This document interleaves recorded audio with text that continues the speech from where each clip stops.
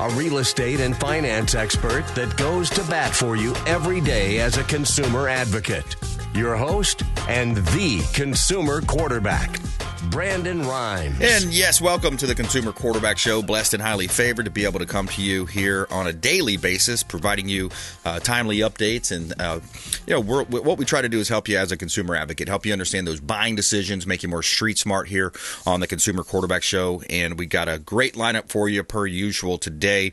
Attorney Jason Coble going to be on the program, as well as Chris Latvala, Pinellas County Commission, making his debut to the Consumer Quarterback Show.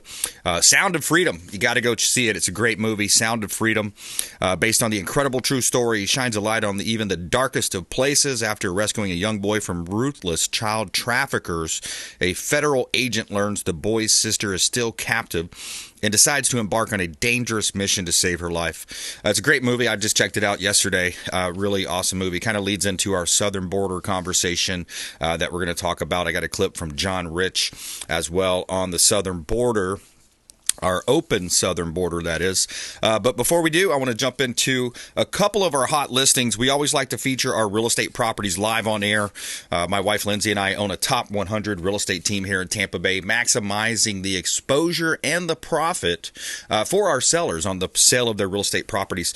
So we got a hot new listing here at 3416 Crepe Myrtle Drive, Hernando Beach. Beautiful property, waterfront, on stilts, large home, and it's set up for a perfect rental. This is 3-bedroom, 3-bath, 1864 square feet, and you've got just a gorgeous home here on the waterfront, so you could have bay access there, 360 degree of the water, screened-in porch, completely renovated, updated, and it's set up perfectly. It looks like it's out of a wonderful magazine or a TV show based on real estate. Beautiful property, great rental opportunity. 3416 Crepe Myrtle Drive, Hernando Beach, Florida. One of our hot listings from the Platinum MVP team at Livian Coastal Elite. Also another new one here at 9731 San Vincent Way in Port Richey. This is a great opportunity. Again, another completely remodeled home, and it's a beautiful property, a newer roof, all new, almost everything, windows, AC, air ducts. San Vincent Way, Port Richey, Florida, one of our new listings from the Platinum MVP team. You can see all of our listings online, platinumcoastalelite.com.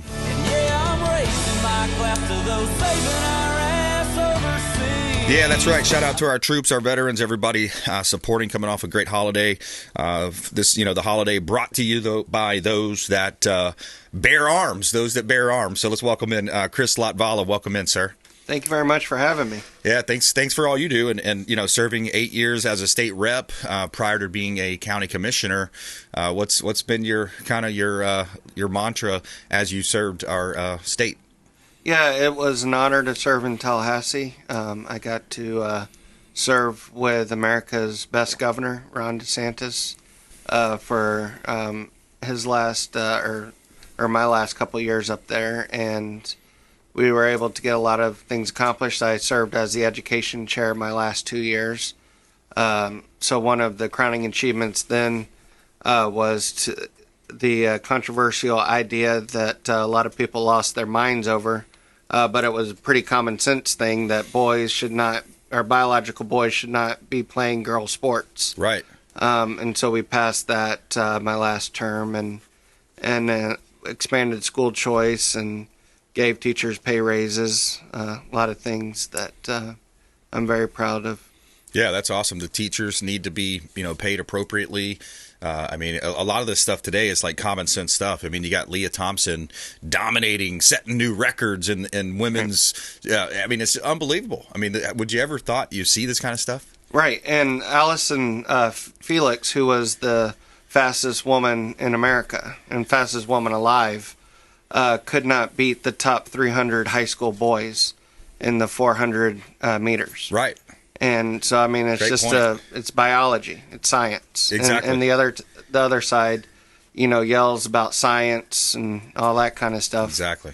When it comes to things like this. When it suits their agenda. Right. Yeah, exactly. When it suits their agenda. Sound of Freedom, what a great movie. I just watched that yesterday, and man, and it just really, the interesting story behind it, I saw an interview on Stitchfield with the other gentleman that played the financier of the setup of these, how they caught these perps. And he said, yeah, we had the movie, we were excited about it. It's all about, what a great cause. There's probably not any better cause than keeping children from being enslaved, either labor or sex slaves, right? Modern day slavery.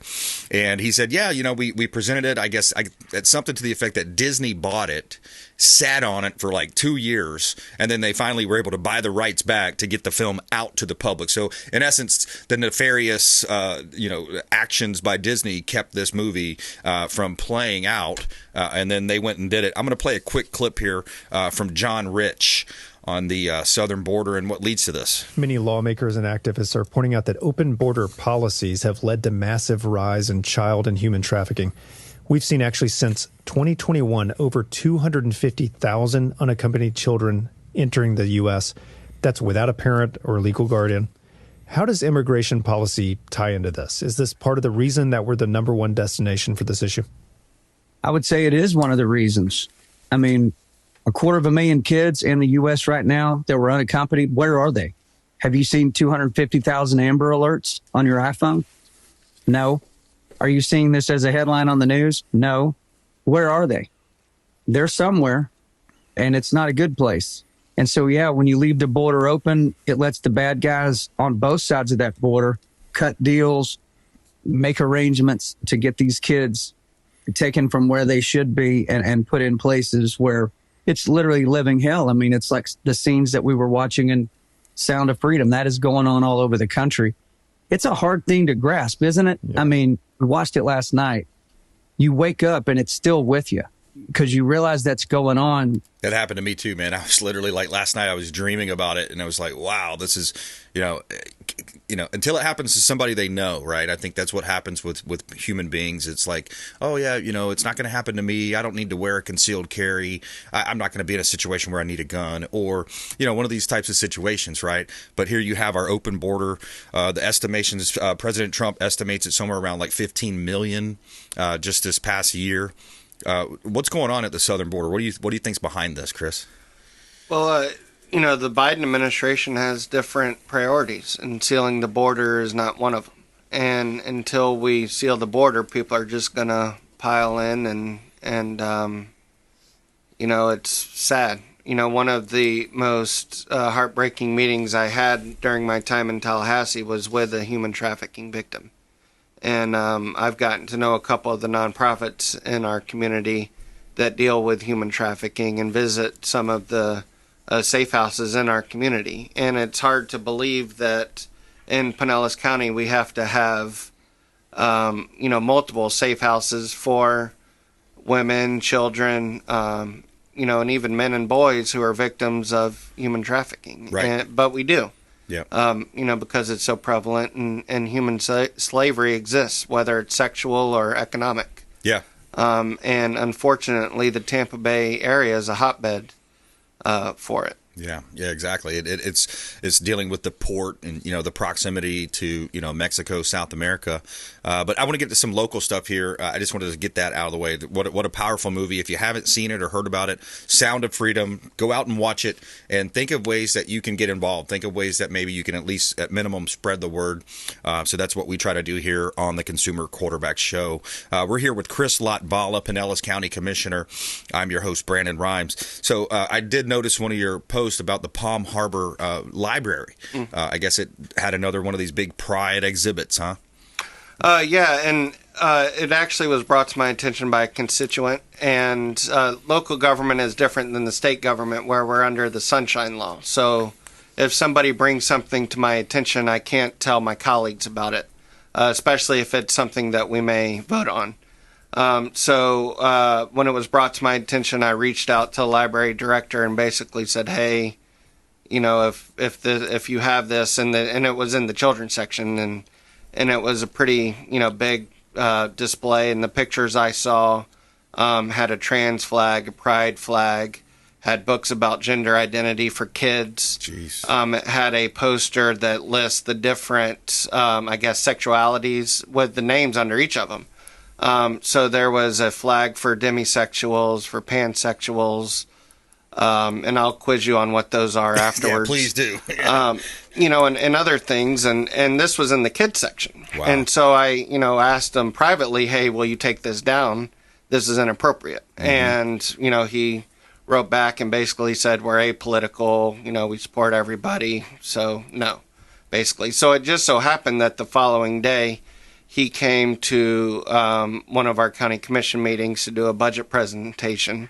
So then I asked him, questions publicly. I read from one of the books that they had on the display, which was A Kid's Guide to Gender Identity, which in the book it talked about, your parents or an adult assigns you a gender, and they may or may not be correct in what they tell you are. Wow. You are what you believe that you are, and it can change daily. Yeah. And then it lists 20 different genders. Wow. And it was a book for 2 to 7 year olds. And so then so then I tell them, publicly, hey, that you shouldn't have this. This is inappropriate for the kids section. And I never said, ban the books or anything like that. It was just, this is inappropriate to have in a kids section of a public library. If you want to have it in a teen section or an adult section, that's completely different. Don't have it where 5 or 6 year olds are going to start asking their parents these questions. And then you have, the parents of Palm Harbor having to explain to their kids what demisexuals are. Right. And especially one of the questions I asked him was, when do most kids come to your library? Mm-hmm. And he said, well, during the summertime, which was the month of June. Right. And so this display was up for the entire month. They ended up taking it down towards the end of the month. And I'm not sure who made that decision or why or anything like that. Yeah. Wow. That's interesting. Jeez. So the Tampa Bay Times lost their minds, and other folks lost their minds, and I got in an argument with the Tampa Bay Times reporter because he asked me what basis I had to say that the majority of Palm Harbor residents didn't support this.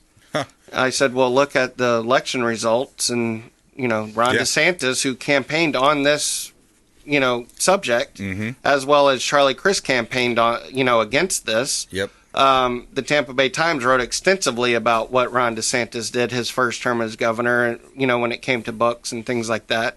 And he won by 30 points in Palm Harbor. And if you look at the voting demographics in North Pinellas, yep. Democrats are actually in third place. It's Republicans by a lot, and then MPAs, and then Democrats way behind them. Yeah. And so, if it was in other parts of Pinellas County, it may be a different, conversation.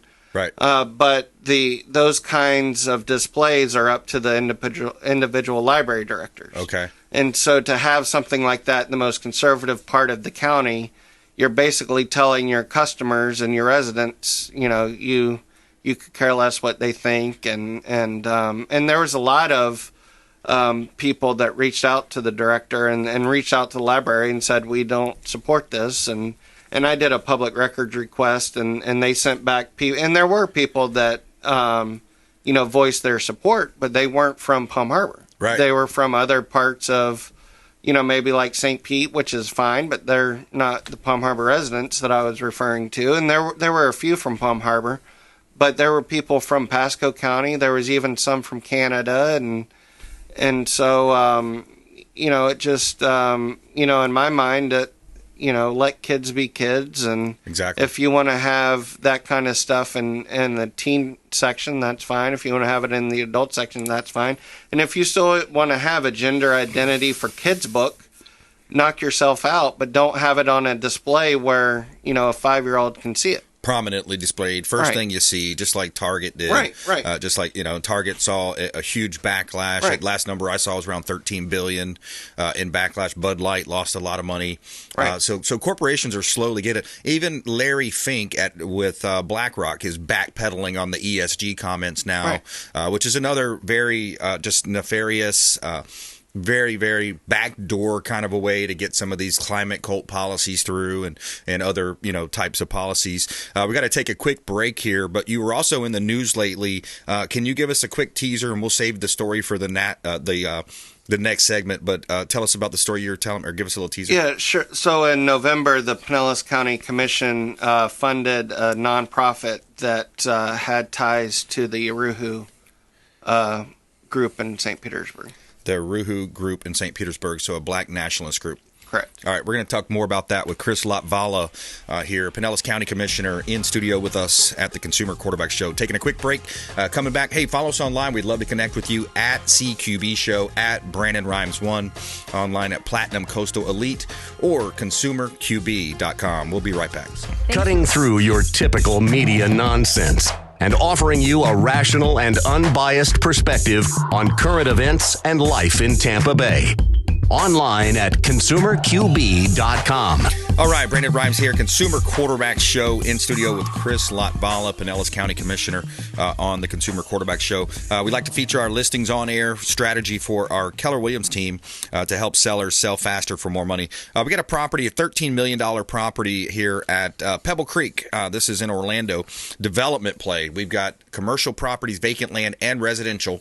This is 100 acres close to Disney in Orlando, downtown Orlando area. 100 acres plus, Pebble Creek Court, Four Corners, Florida, Orange County, Osceola County, right there in close proximity. So great development opportunity. I think around 46 acres or so is buildable, developable land there. 3704 Burger Road in Lutz. This is a mansion that we've got for sale over in Lutz. Over an acre of land, beautiful property, 10,000 square foot, 10 bedrooms, 12 bathrooms, indoor pool, full tennis court, library, movie theater, sauna, 2 master suites, a grand balcony, $2.4 million property listing, 3704 Burger Road in Lutz. You can see all of our real estate listings, platinumcoastalelite.com. This is God's country. All right, Chris Latvala is in the house, Pinellas County Commissioner, and I wanted to mention one thing, too, before we jump into this next story. Talking about The Sound of Freedom, the movie, an organization that we used to bring on pretty often is United States Institute Against Human Trafficking. We'd bring them on a lot, and so that's another organization you can support. But, Chris, go ahead. I want to open it back up to you. In the news lately, this story, and kind of interesting how this came about. You kind of found this. Yeah, so as part of the ARPA funds that the federal government did, was they gave Pinellas County and other local governments, millions of dollars to give to nonprofits impacted by COVID. And so in November, there was a first round of COVID money, or ARPA money, that the county commission then voted to approve. One of the groups was called the African People's Education and Defense Fund in St. Petersburg. And I was not on the county commission at the time. It was before both myself and Brian Scott were elected. And in in February of this year, there was an update on the ARPA program, as well as starting the second round of funding. And so the county commission was given a list of all the projects that were funded, as well as other recommendations. And on the list, I saw, the name of this group, and I had never heard of them before. So I Googled them, and I discovered, on their webpage that they were associated with the Uruhus in St. Petersburg. And so I called my aide, and I said, hey, do you know this? And so then we started, looking more into it, and because of Sunshine Law, I can't call my other colleagues and say, what the heck did y'all do in November? Because they were just following staff's advice. And, staff serves a purpose, but you don't always have to do what they say. Right. And so I, long story short, I basically, showed the connection. And then at the following meeting, I made the motion to revoke their funding, and which was unanimous, and so we took away their funding. And then they came back for another round and was recommended by the outside group that the old commission put in charge of making these recommendations, and then they were pulled and not recommended. So they were 0 for 2.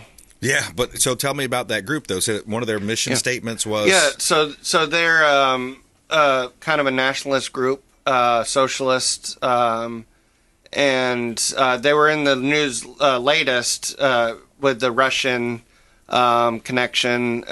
Several of their members were indicted, but that wasn't why I wanted to take away their funding. They're a big anti-police. They held mock trial to call for the execution of the former mayor of St. Petersburg, former police chief, all because of a justified shooting in the 90s. Wow. They just have a lot of beliefs that are contrary to what I believe. Right. A lot of our residents believe. They're say all kinds of nasty things about Ken Welch, about other colleagues that I have. Wow. And so it's just they're way outside of the mainstream. Yeah, exactly. Well, hey, good catch. I'm glad you caught that. Chris Latvala, Pinellas County Commissioner. Keep up the good work. I'll give you the final 30 seconds here. No, thank you very much for having me. What you do is a great service. I'm looking forward to being on again. And if anybody in Pinellas County needs anything or they uncover something that they think is wasteful spending, hopefully they'll reach out. Yeah. Reach out to my office. Awesome. Good stuff. All right. Hey, great job, Chris. Appreciate that. Taking a quick break. Coming back, Attorney Jason Coble in studio with us. We're going to talk about work comp law, personal injury law, and also I wanted to get to the student loan judgment Biden slapped down by the Supreme Court. Of course, most people knew that was going to get overturned or it was going to get denied. It's a reverse Robin Hood, what he did, what he tried to do in buying votes. So we're going to talk about that coming up with Attorney Jason Coble here on the Consumer Quarterback Show, consumerqb.com. Hey, everybody, it's the Captain, Matt Bruce, and you're listening to my buddy, Brandon Rhymes, a Consumer Quarterback. Sell, Brandon, sell.